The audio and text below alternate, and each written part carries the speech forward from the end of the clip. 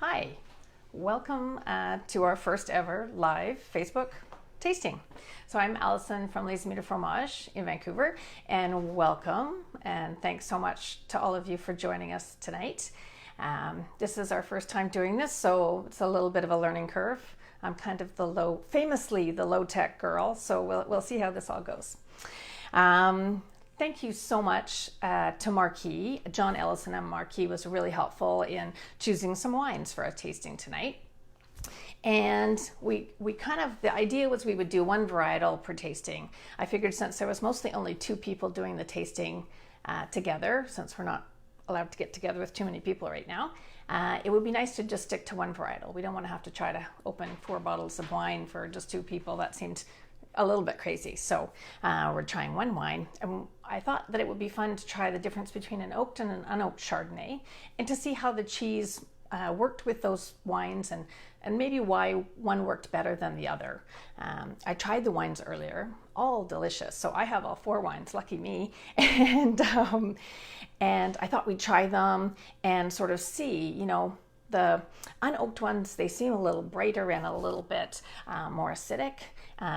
And so maybe they're going to work better with some of the fresh cheeses and the less creamy cheeses. And the oaked one that are a little more buttery, I think might work well with the soft cheeses. I did some sampling last week and the week before, trying to narrow down our choices. And that seemed to be what worked really well. So we're getting ready. Hopefully you have your platter already. I would suggest you get some water if you don't have some already, because staying hydrated with cheese eating is very important. And we'll get all organized to start. I just wanted to also say thank you to Angie Qualley at Well Seasoned in Langley. She is great at all of this more high-tech than me things, and she was really helpful in giving us some hints about doing some online tasting. So that was really great. She does lots of online classes with her chefs at the store. So she was really great, and thanks so much, Angie. All right, so maybe we'll start with the wine and we'll kind of move on from there. So I would suggest you try your wine before you try the cheese. I always would suggest that. Cheeses are strong flavors, and it's really hard once you've tasted them to go back and just taste the wine on its own. So I think if you try the wines first, and I would suggest the unoaked wine. So we have sort of 2 price tiers, and we did that just to give everybody the opportunity to spend whatever they were comfortable with.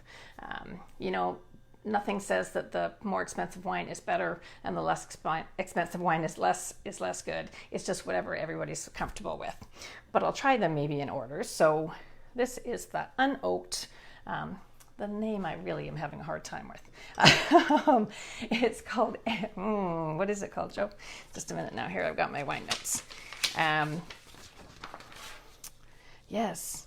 Envyfol. I don't know that word, and I don't know what it means. I should have asked somebody French. But anyway, I tried it earlier and I thought it was really tasty. It smells really bright and lovely. I think that's going to go really nicely with some of our cheeses this evening. It's from Languedoc. I need my glasses, sorry. And it's kind of more of a country wine. So it's pretty accessible and really tasty. I think it would work with really a lot of different food. Cheese is always a tough wine pairing in general. Lots of people sort of think that wine will just go with anything and cheese will just go with whatever wine you like, but really there are lots of things that don't work well together. I know one of our regulars called me about the tasting and said, well, I don't really like Chardonnay. Can we do something else? And of course, you can have whatever you like to drink. But we chose these in particular to work with the Chardonnay, so hopefully they will. So the second wine is from our friends at Blue Mountain. Yay, Blue Mountain. And this is an oak Chardonnay, and it's really delicious. It's great. I'm sure lots of you are familiar with Blue Mountain. They're a family winery in the Okanagan. Such nice people, and they do a wine pickup at our store a couple times a year, and it's always such a treat to see them and see all of our regular customers who come to buy Blue Mountain wine. So I know some of you probably have some in your cellar already. And then the other 2 wines, one is from Austria. So that's the unoaked in the other tier of wines. And it's from Austria. It's biodynamically farmed, and it's really, I tried it earlier. I tried it earlier because I turn quite red when I drink wine, so I probably won't have more than a sip or two while we're doing this. And the last one is La Crema from California, and it's very rich and really lush and very lovely. It smells very tasty. Joe and I went down to Sonoma and Napa about 2 years ago and had never been there before and loved the wines and really fell in love with them. We're very pleased to learn new wine things. So let's start our tasting and chat a little bit about the cheese. So I've laid them out here in a little bit of a U from mildest to strongest, and that's how I have them on your tasting sheet. So really the idea is it's hard to go backwards once you've tried something quite strong. So it's kind of nice to start with the mildest, freshest cheeses and then kind of work your way to the bolder, stronger cheeses. And I gave you some accompaniments which you can enjoy if you like or not. That's okay. I quite often like just to try the cheese on its own. I usually don't have crackers or anything, fruit, nothing. Just because for me, I'm the cheese lady, I'm just trying the cheese and I'm trying what it tastes like. Normally I would try a little bit of the cheese, put it in my mouth, chew a little bit, and then take a sip of the wine and kind of almost like kind of breathe the wine over the cheese. And in that you're kind of getting a little bit of taste of both. And then sort of when you finish that mouthful, you know, what's the residual taste that you're left with? You know, something really doesn't work, like really doesn't work. Sometimes you're almost left with kind of a metallic taste, quite unpleasant, or just sort of a bitter taste. And I think if the pairing is not great, one will really overtake the other. So sometimes a wine will make a cheese taste much more gamey, or a cheese will make the wine taste kind of acidic and a little bit unpleasant. So I think, you know, you're always kind of looking for them both to taste better when you have them together. And if they both taste better, then that's amazing and good. That means I chose one thing well, yay. So maybe we can start and I'll tell you a little bit about the cheeses as we go. And I thought I would just mention knives and the setup of your board. We're having 10 cheeses tonight. To be honest, I would probably never serve 10 cheeses. Maybe at a party I would, and I'd serve 5 over here and 5 over there. It's a lot to put on a board at one time. You need a big board or a couple. But also it's a lot, you need a lot of people to consume that, or else it ends up looking a little bit messy. After, you know, half of it is gone, you've got like 10 half pieces of cheese left. So it's sometimes easier to have a few larger pieces. But one thing I would say, no matter how many pieces you have, it's really great to have a knife per cheese. So if you have like a blue and then a really soft cheese and a hard cheese, if somebody uses the same knife for all of them, you're kind of getting like mucky soft stuff in your hard cheese. And if somebody else comes along and doesn't like blue cheese and there's blue cheese on the knife, it just gets kind of messy. So that's my little tip to you as far as like cheese etiquette, as well as don't leave the rind behind on the platter. That's one I don't like. I just find it's easy. I don't need 10 knives because there's only me here.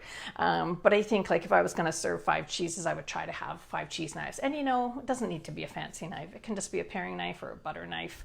Unless you're serving something really hard that needs something specific, just whatever knife you have will work. It's just nice to have one for each and it keeps it tidy. So let's dig in and start. So the first cheese I have on the platter and the first cheese on your list, so on your little wine tasting notes we gave you, is the Robiola de Capra. So this is made in Piedmont in Italy, and this is just basically a very simple fresh goat cheese. And it's funny, fresh goat cheese can either be quite acidic or sort of quite mild and kind of creamy tasting, and this one is much more towards the creamy. It has a little bit of that, less of that sort of lemony kind of citrusy taste and much more kind of buttery. And I think that sort of style, the fresh, there's not a lot of other like earthy flavors, can work with a lot of different wines. And I tried it earlier and I thought it was very tasty. I'd say it might be better with the unoaked, but what I might say to you is you might want to try it with both. And maybe you can make some notes, you know, which one you like better. And then maybe you'll know for another time when you're doing a platter, what wine you might want to serve with it. So let's dig in and try the Robiola. So really, I don't have, what notes did I make about this cheese? Probably not that many. It's a pretty simple cheese. It's not really very complicated. We get a few different companies shipping cheese from Piedmont. Well, not right this minute, but generally speaking. And this maker is really nice. They make a few other different things, and we get a few other things that are called Robiola. It's an interesting Italian cheese word. As far as I figured, it doesn't mean anything. It means cheese. I went to a conference, a food and wine sort of conference in Piedmont, and I asked some of the cheese makers that we spoke to, and they had given us a presentation, and a few of them had Robiola. One was hard, one was medium, one was fresh, one was soft, and I'm like, what does Robiola mean? And they all kind of went, and shrugged their shoulders. So I'm not really sure what it means, but this one is very tasty. So let's try a little bit. I think I better have a cracker for this guy because he's pretty soft. And try it with your wine. I'm probably not going to try any more wine, or I'm going to turn redder than I already am. And you can see what you think. I'm going to try a little wine.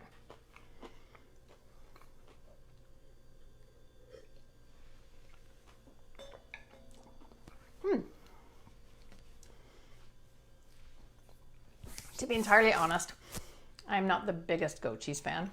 Many of you may know that already. And I do have to say, when I tried it with the first wine, the unoaked, it does taste a little bit more goaty to me when I have them both together. So for me, that's not necessarily a good thing, but interesting to note.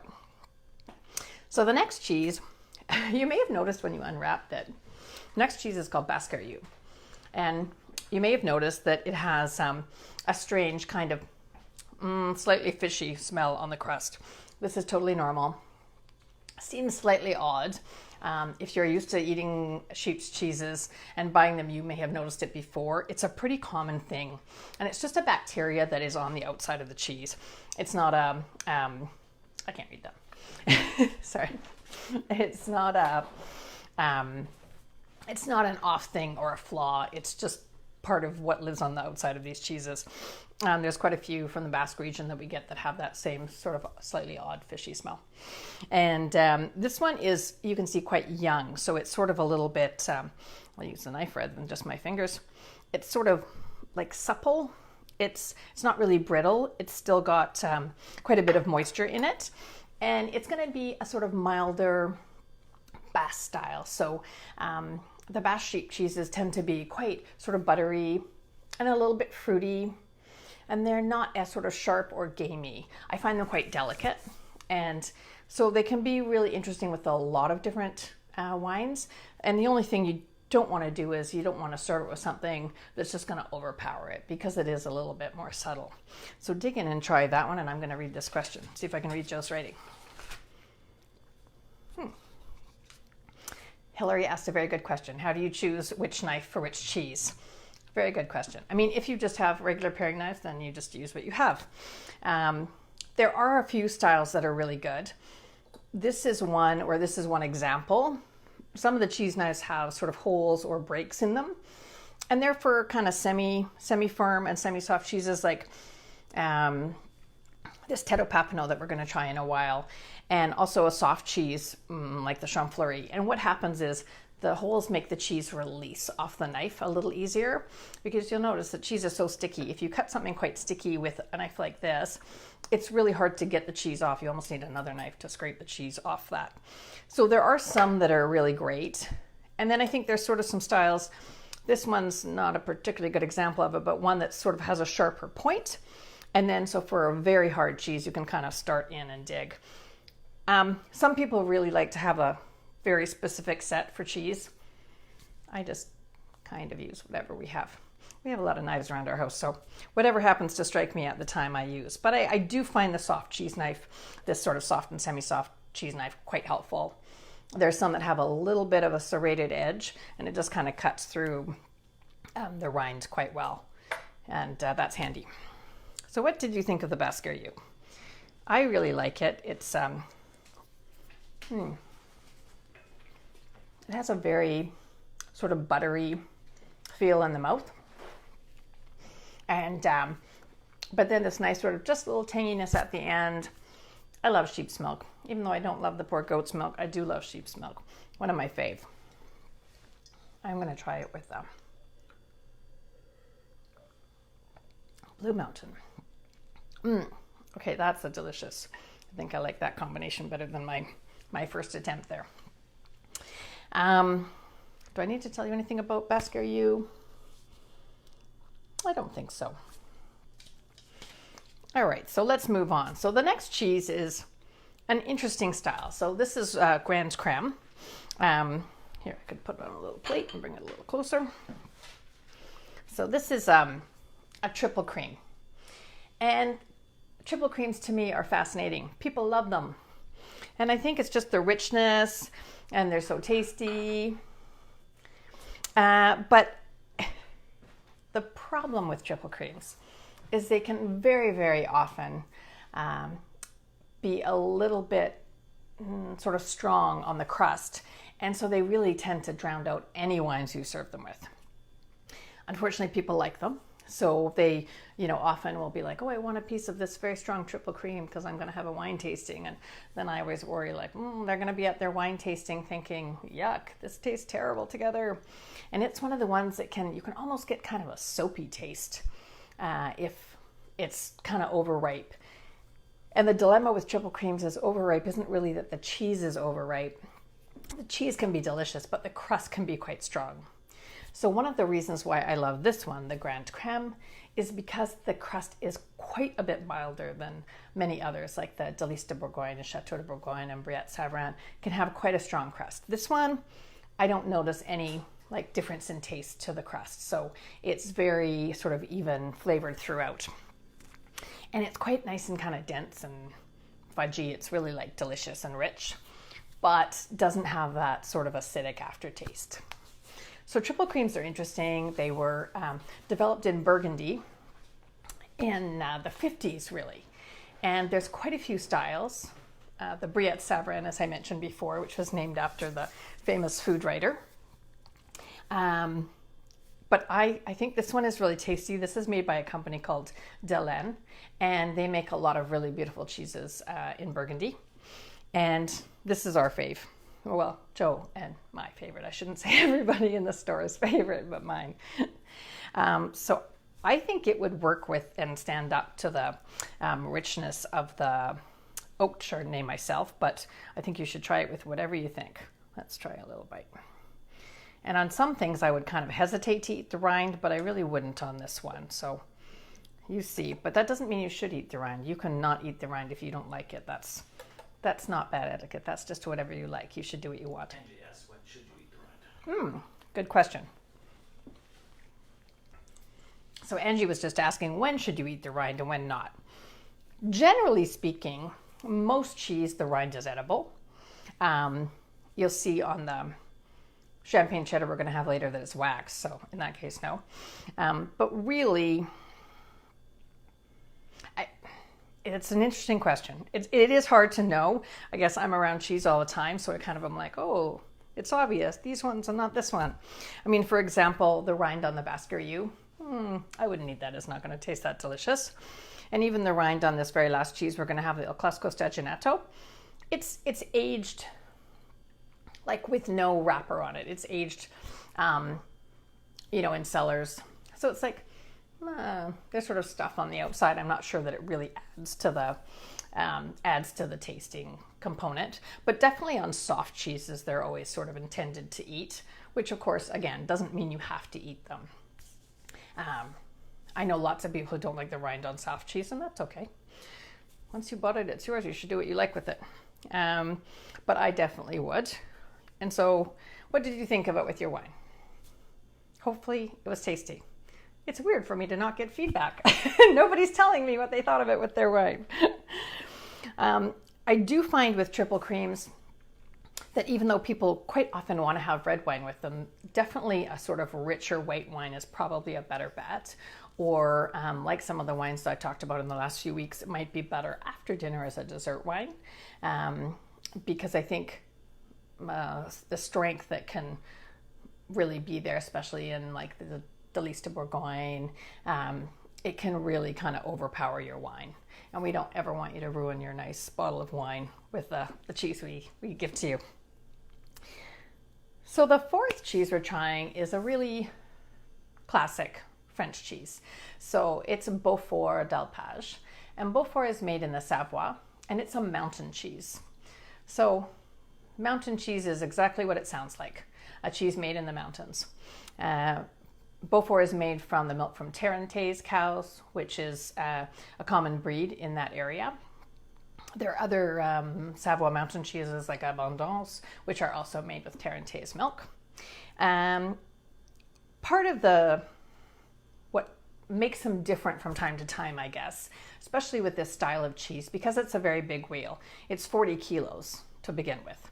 So the pieces I cut for you guys today are 100 grams. So that's a 400th of that piece of cheese to begin with.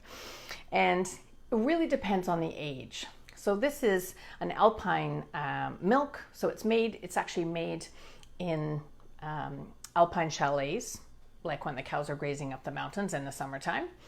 But it's quite a young wheel, this wheel. So very tasty. And you'll notice the paste of the cheese is quite dense and kind of buttery. And it's much less sort of nutty and sharp than maybe a Comté or that style of cheese that you've had before from France. And part of it is just the way it's made, and then part of it is just the age. So the less age, the more kind of fruity and light they are, and the more age, the more sort of nutty and sharper they'll become. But I actually quite like them young, and I find sometimes you don't get as many sort of I don't want to say off because they're not off flavors, but very like kind of woodsy notes, which can sometimes be sort of odd with the wine. So this is a good example of a crust that I wouldn't necessarily eat. Some people do, and you certainly are welcome to, but I wouldn't really. It's a big wheel. Who knows where it's been? I don't think that I would. And again, you'll see when you break it or cut it that there's still quite a bit of moisture in the cheese. So if the cheese was older, it would be much more kind of brittle. And you would see some of the sort of little white dots that come from aging, and that are the I'm going to have a hard time with that word, but anyway, the calcium crystals that age over time. So this one is, I would say, sort of 8 months. So it's quite a bit fruitier and quite a bit denser. And so let's give it a try.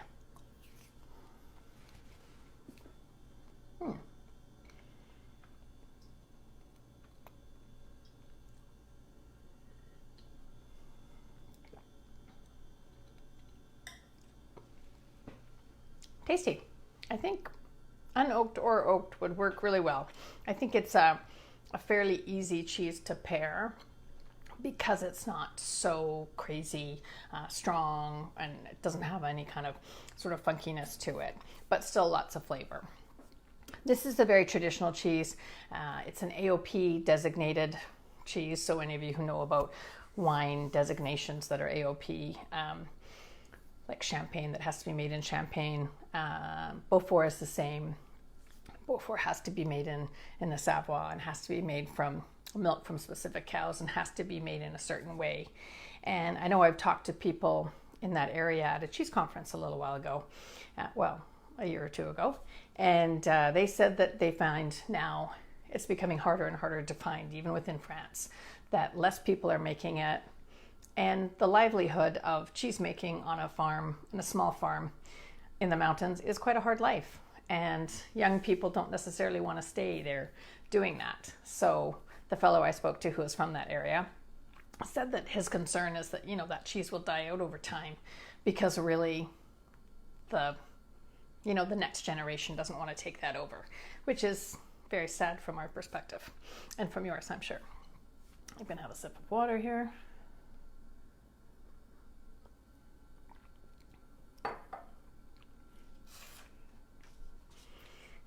Bonjour, Alexis. We miss you. So having said that about the next generation of cheesemakers, we can skip on to our next cheese, which is called le Pizy. So this is made by a company in Quebec called FROMAGE Suisse Normande. And they are a company that was started by a couple. She's from Switzerland and he's from Normandy, hence the name. And they actually have 5 children, and 3 of their children are continuing in on the business. 1 in the sort of farm management and 2 in the cheese making aspect. So that's really exciting to hear. And I think, especially in Canada where the industry is quite new, it's exciting to see that people have shared their passion with their family, and you know, they have a team that wants to stay doing this, and that's really exciting to hear. So this cheese, Le Pizy, is named after the town that the cheesemaker is from in Switzerland. So it's based on a small soft cheese from Switzerland called Tome Vaudoise, and it has a very, very thin rind, and it's very, very tasty, but it's not, it's sort of like a little bit mushroomy and kind of vegetable-y, but not maybe quite as strong as, say, a Camembert de Normandie that would have a more kind of vegetal, like cooked turnip kind of taste to it. It's a little drawn back from that, but still very flavorful and very lovely and creamy, you can see. Yeah, so it has a really nice, creamy texture. And there we go. Yeah, this is a really lovely one. Oh, Joe, could you pass me the whole cheeses from the fridge? Thanks. So let's try that. I think that would definitely work with either oaked or unoaked. It's very tasty, but it's still kind of subtle. And you can see the rind on this is very thin. And that is part of the, that is part of the style that Tome Vaudoise is like. We, on very rare occasions, have had that in the store. Things come and go in the way of cheese, and sometimes we don't see things for a long time. But you can see it has a very thin rind, and that's what that cheese is very like. Lovely kind of lush inside. I'll try a little bite.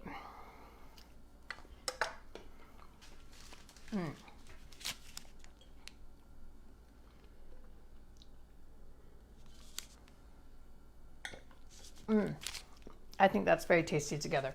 I thought I'd show you what the whole cheese looked like, in case you were looking for it another time. They also make a really lovely cheese called Chardonnay.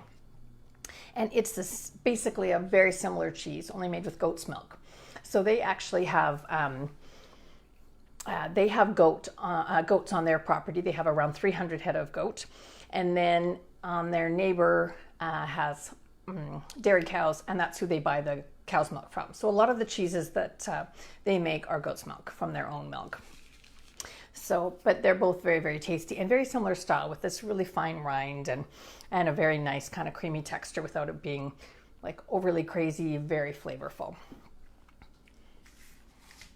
It's really exciting for us to get new and interesting cheeses from Quebec and all across Canada.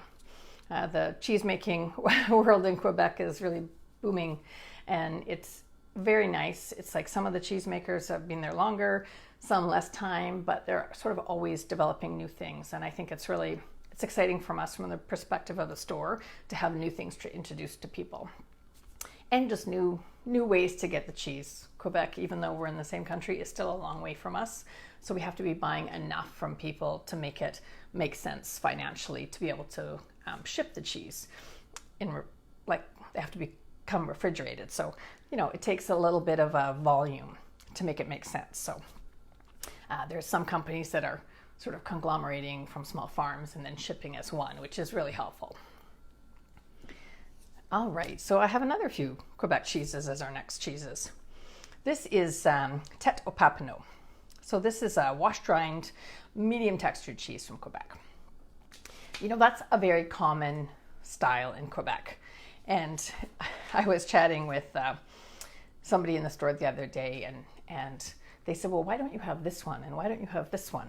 And they had just moved here from Quebec. And I said, well, to be honest, we just can't have them all. There are so many cheeses made in Quebec. In the store, we carry, give or take, 500 types of cheese at any given time. But when you have, I mean, there was probably 200 wash-dried cheeses of this style, just from Quebec. I mean, we have probably 30 right now in the store. So there's only so much room in my case for that style. But this is one of our favorite. And it's a little harder for us to get just because we don't order as much from this company, so we don't get it all the time. We kind of have it a little bit sporadically, but I really like it. So this is another interesting one to talk about the rind. Washed rind cheeses, they are intended that you would eat the rind. So the cheese is like this. I should use a cleaner plate now because this one I had a soft cheese on. So the cheese is like this. I'm just going to hold the cheese up. But the rind is sort of a little bit sticky and slightly damp and a little bit sandy looking. And that's as it should look. And some people really don't like the texture of washed rind cheeses. They have a little bit of a grittiness. And they definitely will make it taste a bit stronger. But they are intended to eat, and I actually quite like them, and I quite like the texture. So it really, there's no right answer, it's just what you like. But they will definitely add a different dimension when you're eating the cheese.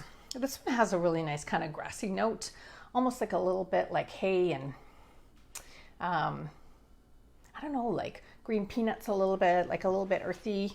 And the paste is quite buttery, and then again, you're gonna have this little sandy crust. I'm going to get rid of that. Well, I'll keep that knife for my next soft cheese. But it's definitely quite rich tasting, even though a firm cheese. I think sometimes people sort of think richness is the sort of softness, but really it's sort of how the cheese feels in your mouth and whether it's sort of leaving a nice rich feeling.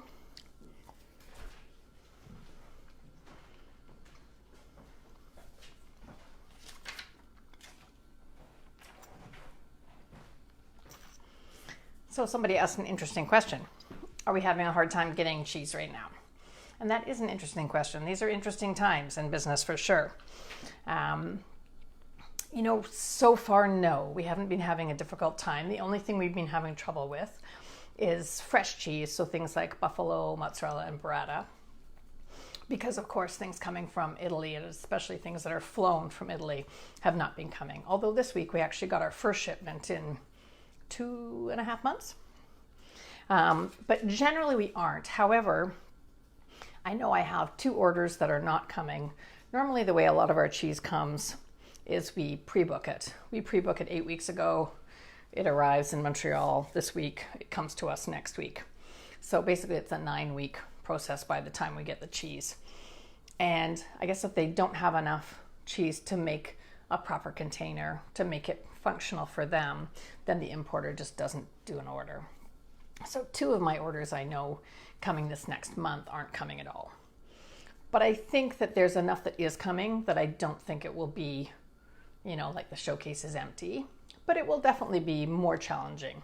And I think it's been challenging for some of the distributors. They've had stuff that they brought in that they would normally sell lots of. And then they've been like, nobody's buying this, and trying to sell it as they can. And then other things there's been shortages of. Weirdly, during the apocalypse, apparently everybody wants to eat bacon and eggs and make pizza.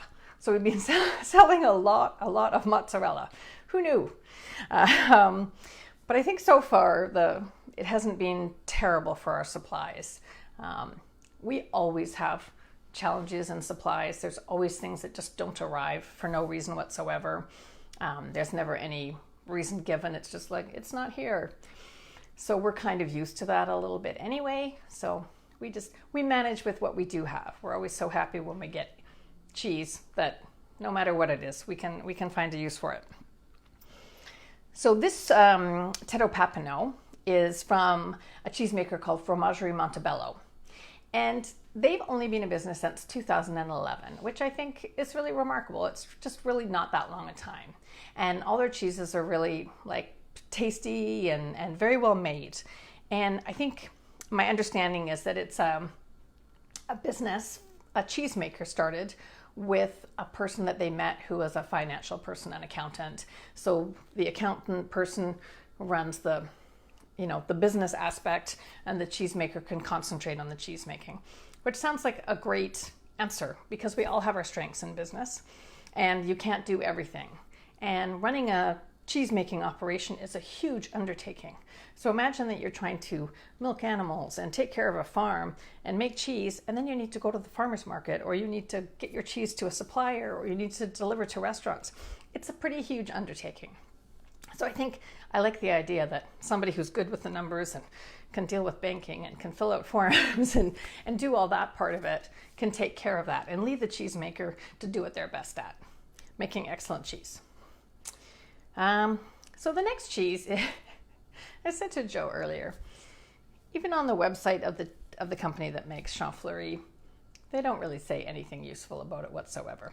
So I'm not going to tell you anything that they say. I'm going to tell you what I think. This is a mixed rind cheese. So the Teto Papano is a washed rind, so brine is rubbed on the outside of it while it's ripening, and that's what gives the crust that little grittiness. And usually the brine is made from whey, made from whey and salt. So the whey is what's left over when they take the curd from the milk to make the cheese, and the whey that's basically left over, they make a brine and they brush on the outside. So a mixed rind cheese is basically where they wash the cheese for the first little while and then stop washing it. So rather than continuing where it would get this very golden hue, they sort of stop and it forms a little bit of a bloom on top. So this is what the cheese looks like in case you're ever scouring for it. And it's really nice because it's not too huge. It's a nice size. It has some cream added to it, so not as much as a triple cream, but it is very rich and kind of buttery. And it has a nice earthiness, little kind of, I'm just trying to describe it. Definitely like a little kind of woodsy, earthy taste. And I know a lot of times we recommend it for tartiflette. I don't know if any of you know what tartiflette is. This is a very delicious dish from the Savoie, thank you, from the Savoie. And it's basically potatoes cooked in white wine and creme fraiche with lardon of bacon and some onion. And then you put reblochon on the top and you put it in the oven. Sounds terrible, doesn't it? So it's quite hard for us to get reblochon. We do get it, but it's very pricey. And it sort of seems a shame to actually cook with it.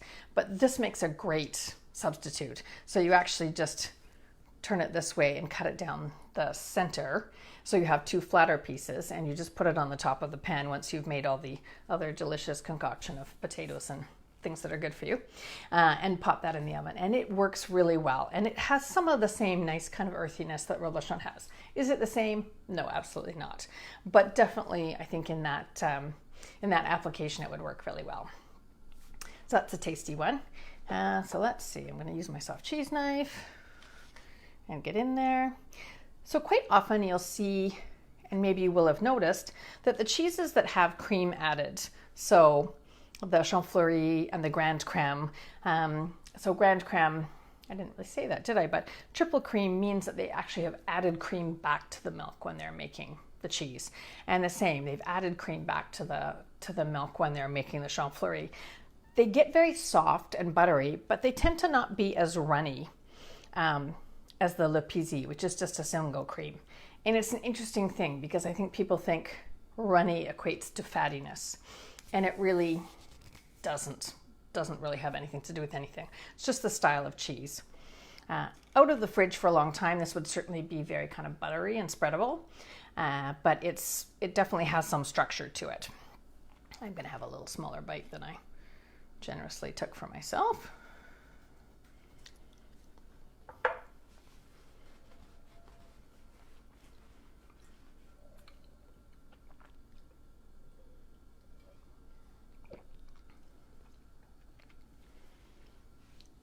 Pretty good. It's very hard to find perfect matches. And you know, when I tried some cheese and wine a few weeks ago when I was trying to choose things, I tried two totally different wines than any of these wines. So it's very interesting. I've done a few little tests over the last few weeks again. Like, was this a good choice? Generally, yes, but definitely things will go better with one than the other. The marriage of cheese and wine is a complicated one. And also, of course, our tastes are so different. It really makes a big difference. I always think, too, if you're having cheese before dinner, when your palate is, you know, fresh and clean, or if you're having cheese after dinner, when you might have had a glass or two and you've already had some strong flavored foods, what will work is always very different. How your taste buds will respond to those flavors after a meal is maybe a little bit different. But I really like this one because I think it's interesting, but not so strong. And it's not too strong smelling, so it's not going to sort of scare people away. So that's a fun one. Joe's coming to me with a question. Let's see if I can answer it.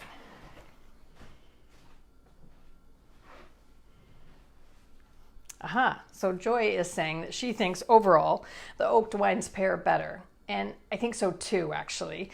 And I think I found that a little bit when we were trying things. There's something about the sort of richness, and why I've chosen a bunch of soft cheeses, which is not something I would always usually do with wine tasting, is because the oaked Chardonnays do tend to work well with soft cheese. So many wines are not good at all with like soft ripened cheese, I guess I should say. But this is sort of one varietal that does work pretty well. So we may as well have them now, because maybe when we have another varietal another day, I won't serve you any soft cheese. I'll upset you. So the next cheese we're going to try is a champagne cheddar. So this is a cheddar from the UK, and it really does actually have champagne in the curd when it's made.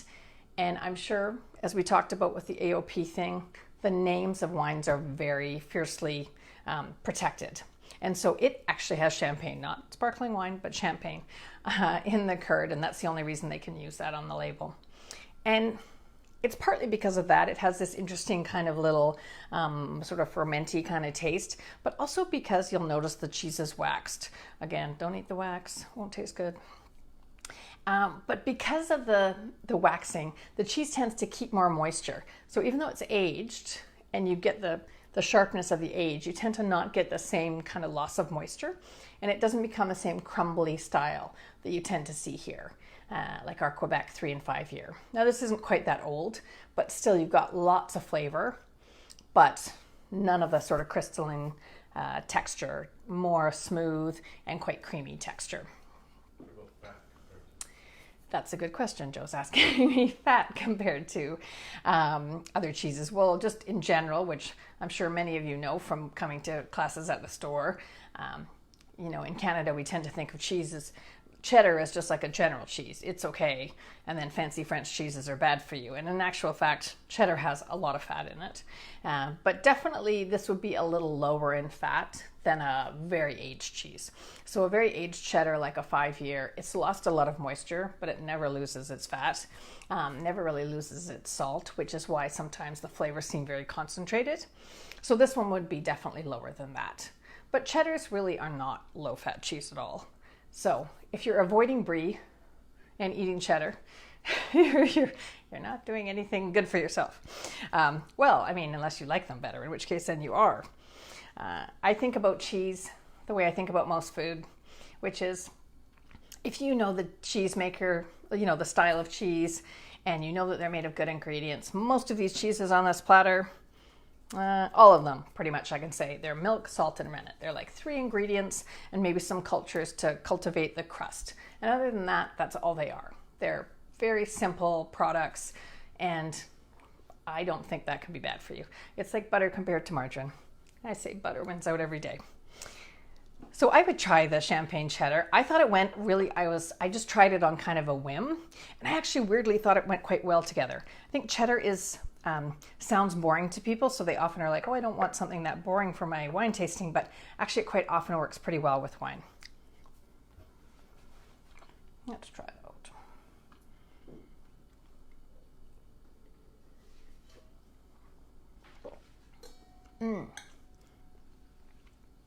I think that actually might be my favorite of the bunch so far. I don't know why. There's something about the little bit of acidity and the cheese, and then the richness of the wine. Seems to just marry really nicely. I know it's cheddar. Doesn't seem that exciting, but to me, I'm always looking for the best pairing.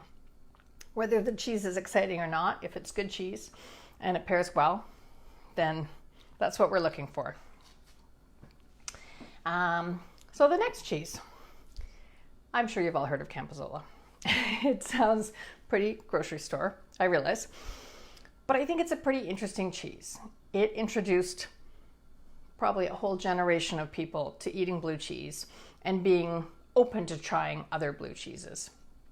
So I think people look at it and they're like, oh, I don't know, it's blue. This one in particular has a little bit on the outside as well, so it looks a little darker on the outside. And I think people who are sort of cheese novices are hesitant to try blue, and with good reason sometimes. I mean, some blues are very strong, they're salty. Some of them, Roquefort, has a very strong smell. So I think this is an amazing introduction.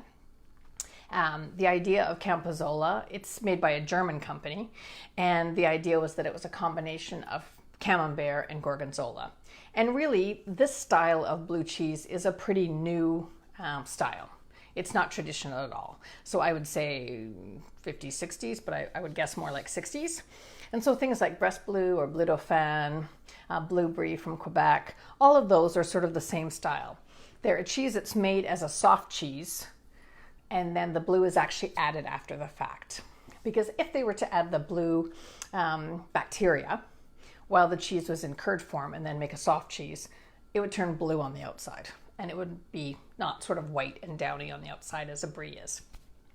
So it's kind of an interesting thing as a way to introduce people to blue. This is the Cambozola Black Label, which it's aged in a little different way. The maturation takes place in a colder cellar, so that the maturation is slower and the blue develops without any sort of strong flavors. So you still get a little bit of that nice kind of salty blue kick, but not a punch, just a kick. And I did find this worked with a few that I tried it with, and then less well with the few that I tried it with. So you're warned that it may or may not be to your liking. Let's see what I think. I'm gonna try it with the very first one.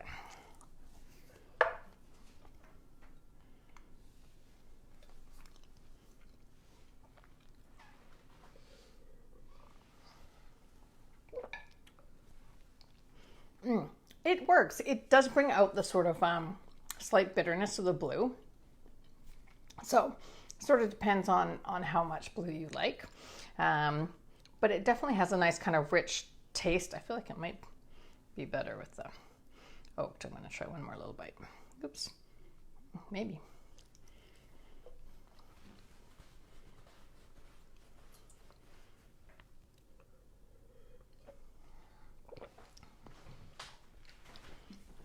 I agree with Joy. It's better.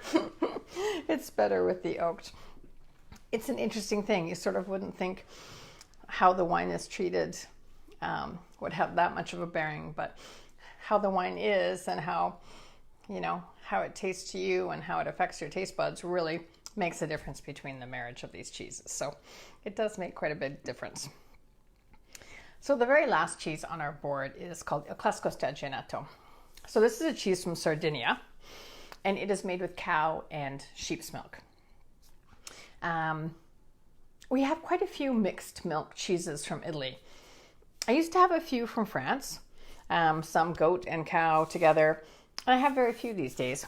But we get quite a few cheeses from Italy that are mixed milk. We have La Tour, which people love, which is cow, goat, and sheep. And we have another kind of Robiola as well. Again, that Robiola word, that is cow, goat, and sheep. And then this is sheep and cow. And I think what I like about it is you get sort of a little bit of the gaminess from the sheep's milk in a more Italian style, definitely not like the Basque style of sheep's milk that we tried here in the Baskeriu. A little more kind of gamey, sharp, salty, but it's a little balanced out and it's not as strong. So again, it's a nice introduction. People often think that sheep's milk will be very much like goat's milk. And to me, they're like 100% different. They couldn't be more different. And so I think this is a nice introduction. You can taste it without it being sort of, sometimes people are like, it tastes like you're licking a cow or you're licking a goat. And sometimes it can be. And I think this has a little bit of a balance of that. You've got a little bit of that gaminess and you can definitely taste what you're eating, but it's not overwhelming.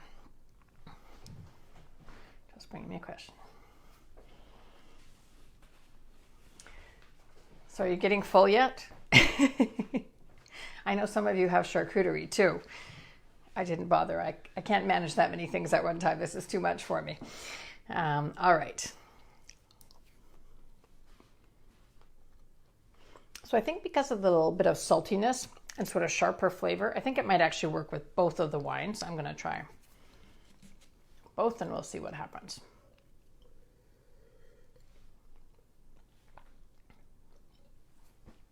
That's great. I really like it with my unpronounceable for me unoaked.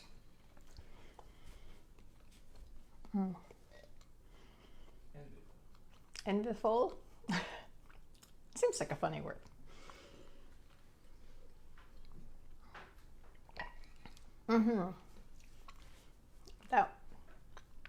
That might be my second favorite. This is the dilemma. We try lots of cheeses, and then one or two will be your favorites. And maybe they're not really your favorite cheese necessarily, but it might be your favorite pairing. We often talk about that if we have dinner and we happen to serve, a few wines throughout the night. And then somebody will be like, well, this is my favorite wine. And it sort of makes the other wines pale in comparison. But really, if you just had the other wines on their own another time, they might be spectacular. They might be so lovely, you might love them and remember them forever. But if you have a few together, one will always win out as sort of being the one you remember, your favorite, or, the one that struck you the most. And the same with cheese. So we've had 10 cheeses. It's like, is one of them your favorite? Is one of them the one that you would buy? Or one that's interesting for you to try, but you wouldn't ever get for yourself. And I mean, that's part of the idea of the tasting too, is that you would try some things that you might not have tried another time. And that's part of it. Let me see if I have any other amazing notes on these cheese. No, and I did give you some little accompaniments. Sorry, I didn't try any of them. The fig preserve, this is fig and orange, which I think has a really nice bright taste, will be really great with some of these harder cheeses, like the El Classico and the champagne cheddar, and also with the blue for sure. And I think even with the triple cream and the Beaufort, it would be really tasty. I'm not sure about fruit and wash-drying cheeses myself. I find sometimes they have a little power struggle and you end up having a little bit of a funny bitter taste. So I'm not sure if that would be my first choice. And I also gave you some Arcona almonds. These are one of those things that people frequently in the store are like, these are really expensive. And it's like, yes, they are. It's true. But they're so delicious. And once you start eating them, it's impossible to stop. That's why I haven't started. They're kind of salty and delicious. They're fried in olive oil. They're from Spain and then salted. And they're just so tasty. They somehow seem unlike any other almond I've ever tried. They're great as like a little snack, but it's nice as an accompaniment. It's sometimes fun to just have some other textures as well. So with having something a little bit crunchy, some crunchy crackers, it's kind of a nice foil for all the richness of the cheese. So I don't know if anybody has any questions, which I am absolutely happy to answer.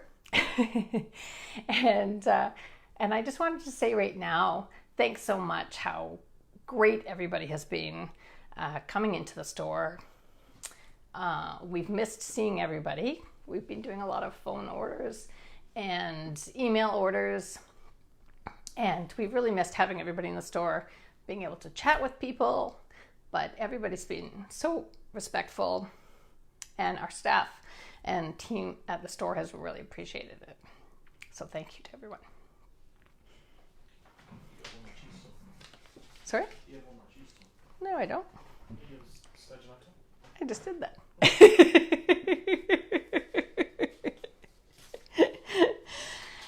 So again, I wanted to really thank everybody at Marquis. They're so lovely to deal with. They're really helpful. We do lots of tastings, cheese for their tastings, which is always really fun. Well, not right now, obviously, but it's been really fun to work with them over the last while. And I've even done some tastings there as well with our lovely friend Pam Cohen, who does Savvy series with them, which are really great because they have a whole series based on some affordable kind of fun things, which is really nice because, you don't have to pay a ton. I tried these wines before this morning and, well, not this morning, sorry, this afternoon. And to be honest, I actually really liked my unpronounceable Envyfol really a lot. I think just on their own, when I tried them, that was actually kind of my favorite. So it's pretty interesting. I don't think the money you spend, and the same with cheese. Sometimes people feel like they want to buy the fanciest cheese and that's the most expensive cheese. And it really doesn't have anything to do with anything. Sometimes the simplest cheese can be really tasty. And sometimes things are expensive for a reason. Sometimes the work that goes into them. Sheep's milk, for example, is quite expensive to produce. So sometimes sheep's milk cheeses cost a little bit more. But I definitely think that the cost is really kind of irrelevant. You should just choose what you really love. Somebody was asking about how many cheeses are great to serve at a dinner party. And I think I've talked about this a little bit on some of our last Sunday trial runs for this tasting. And I find that at a dinner party where you have, just a small group, like 6 or 8 people, that to me, 2 or 3 is a good number. But I think up to 5 is fine. I think if you have way more than that, like a plate like this, I think it becomes a little bit overwhelming for people. It's a lot of flavors. I think when we're doing it here and this idea is to try the cheese, then that's great. But as part of a dinner party, you're really there with your friends to have a nice time and chat. You're not there to pick apart cheeses. So I think it's more fun to have something kind of different and just try some, maybe 2 or 3 that you haven't had before, or try some varieties of things that you haven't had before, and maybe introduce your friends to something that you love that maybe they haven't tried. I always kind of think it's fun to have one kind of kooky one that maybe pushes the envelope a little bit, and then 1 or 2 safer ones so that people still know that they're welcome in your house. You haven't done it just to trick them, because that's mean. Somebody's asking about mustard with cheese. Yeah, for sure. I think accompaniments really depend on you. I know I included a little mustard in the cheese bags of people who are having their charcuterie add-on. And I think some mustards would work really well. I don't know that I would serve a really hot mustard or a super flavored one, but sometimes like a little sweeter one might work really well, because some sweet things like honey are a nice accompaniment. I think especially with like a harder salty cheese, you want a little bit of contrast. It's like any dish that you're making. You want a little bit of that sweet salt kind of thing. And I think if you're going to serve honey, for example, or if you're going to serve mustard, you want the cheese to be able to stand up to it. And you want also the wine to stand up to it. So that's why I always hesitate with honey, other than if you're serving it as a dessert, because I think it will it would definitely kill these wines. That would be terrible. But mustard could actually be really good. And it's kind of a little savory note, which can be fun, because I think also cheese is rich, and mustard with a little vinegary hit it's a good way to cut through some of that richness. Yeah. So hopefully we'll be able to do another tasting, maybe with some other wines. I know some of you may or may not love Chardonnay. I've recently started to love Chardonnay, not as much before. So I think it was kind of a fun way for me to try some new pairings, and in getting organized for this. And hopefully you guys all had fun. And I even got a haircut. Yay for the occasion. Yay, Nancy, the nice girl who cuts my hair for the last 35 years. I was her first customer back on Thursday. Yay. 2.5 months with no haircut. It's a very long time. So hopefully we'll be able to do another one. And if you guys have any questions, I can always answer them later. So I hope you had fun, and I hope you're having a great weekend. Stay home, stay safe, take care.